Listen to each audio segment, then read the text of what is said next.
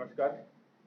जैसे आप सबको पता है कि जयपुर शहर में जो कन्वेंशनल क्राइम है उसमें काफ़ी गिरावट आया है, लेकिन जो भी क्राइम अभी घटित हो रहा है उनमें क्रिमिनल्स जो पकड़ में आ रहा है उसमें बहुत सारा प्रतिशत क्रिमिनल्स ड्रग्स के आदी हैं।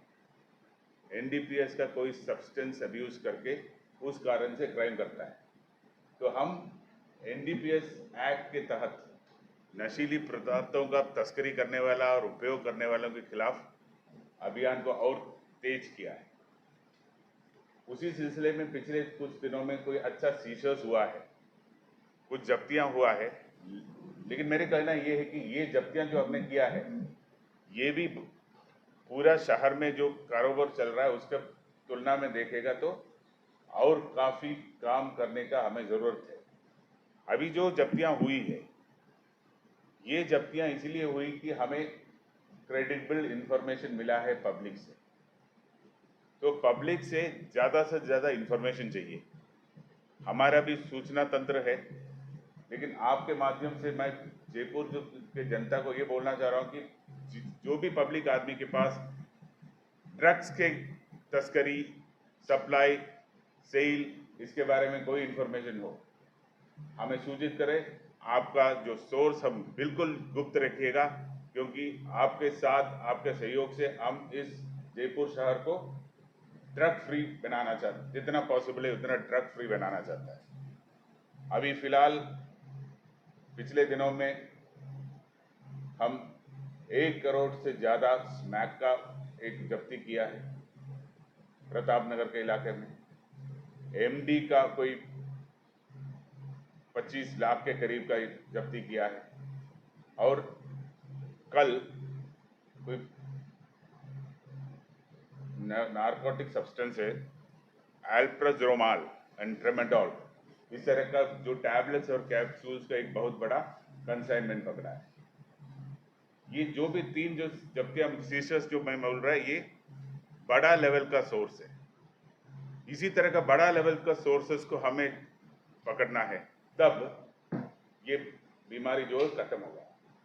इस साल में हम करीबन 475 केसेस किया है एनडीपीएस, कोई 11 करोड़ रुपए का माल का सीजर किया है।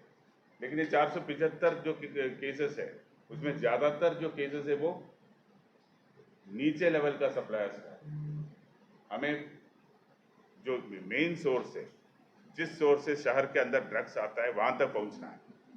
हम हमारे नेटवर्क को और व्यापक किया है, और आपके माध्यम से पुनः मैं पब्लिक को बोलना चाहता हूँ कि आपके नज़र में जहाँ भी इस तरह का कारोबार हो रहा है हमारे नंबर से हमें संपर्क करके हमें बता दीजिए। हम बिल्कुल तत्काल एक्शन करके उन लोगों के खिलाफ कार्रवाई करेगा।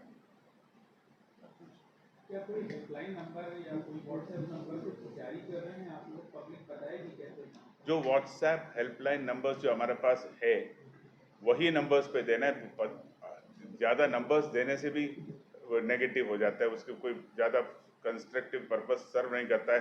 10-10 नंबर देगा तो अभी जो आपको प्रेस नोट जो दिया है ना, उस प्रेस नोट में मैंने जो नंबर्स है उसका उल्लेख किया है, और हमारे एडिशनल सीपी क्राइम जो है इस ऑपरेशन का सुपरविजन एंड लीडरशिप कर रहा है, तो उनका नंबर भी, उनका मोबाइल नंबर भी आपको मैं इस प्रेस नोट के जरिए दिया है। आप इनको ज़्यादा प्रसारित करें।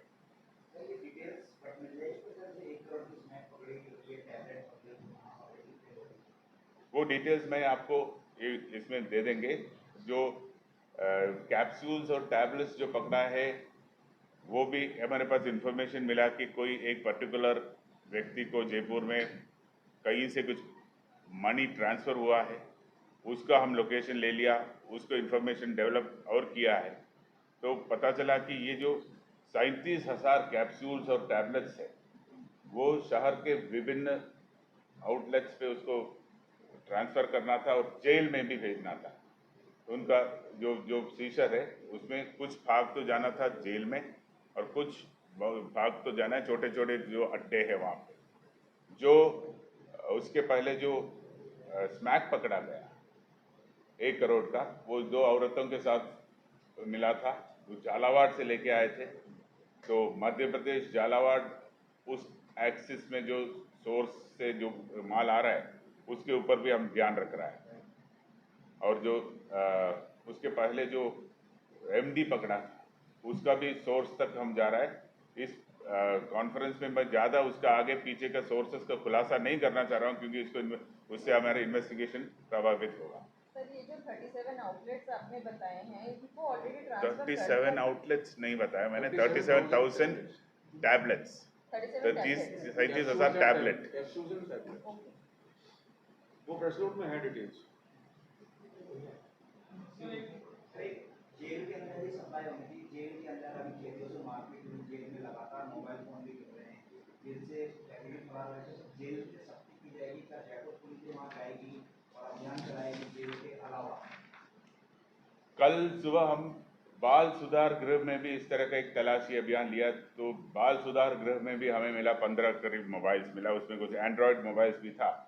तो जो सेंट्रल जेल के अलावा बाल सुधार गृह में भी जो निरुद्ध किया है बच्चे, उनके द्वारा भी बाहरी दुनिया से संपर्क रखता है, कुछ उनका क्रिमिनल एक्टिविटीज़ और उनका क्रिमिनल नेटवर्क के लोगों से संपर्क में रहता है। तो ये दोनों नेटवर्क जेल का हो या बाल सुधार गृह का हो, उसको भी तोड़ने का लगातार प्रयास चल रहा है। सर, एक वीडियो वायरल हो रहा है निर्भया टीम से कांस्टेबल का, तो उस पर किस तरह से कार्रवाई की जा रही है, जाति विशेष को लेकर कुछ कमेंट किया? वो जो कार्मिक है उनके तरफ से बहुत गलत स्टेटमेंट दिया गया है, उनके खिलाफ हम डिपार्टमेंटल एक्शन प्रारंभ किया है, अभी उनको हम निलंबित किया गया है। सर, एक जेल वाले प्रकरण में आपके द्वारा भी एसआईटी गठित की जाएगी, किस तरह से घटनाक्रम हुआ है, क्योंकि लालकोटी थाने में सारे मुकदमे जो है इस माह सितंबर में जेल से मोबाइल बरामदगी का केसेस में बढ़ोतरी हुआ है। अभी तक 16 या 17 केसेस केवल और केवल माह सितंबर में दर्ज हुआ है। तो उसका जो प्रॉपर एनालिसिस करने के लिए एसीपी गांधीनगर के नेतृत्व में एक दल गठित किया है। वो उसका पूरा एनालिसिस करके पूरा जो कॉन्स्पिरेसी और नेटवर्क का खुलासा किया जाएगा। कमिश्नर साहब,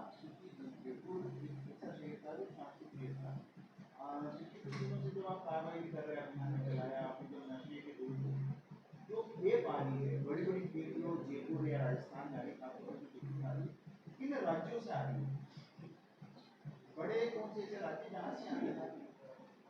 ऐसे हम स्पेसिफिकली बोल नहीं सकता, बिकॉज पंजाब से भी आ रहा है, मध्य प्रदेश से भी आ रहा है, पूर्वी इंडिया में से भी आ रहा है, उड़ीसा बंगाल से भी आ रहा है। तो ऐसा हम एरिया स्पेसिफिक अभी कुछ कह नहीं सकता है। ये मूवमेंट हो रहा है, ये मूवमेंट को हमें रोकना है।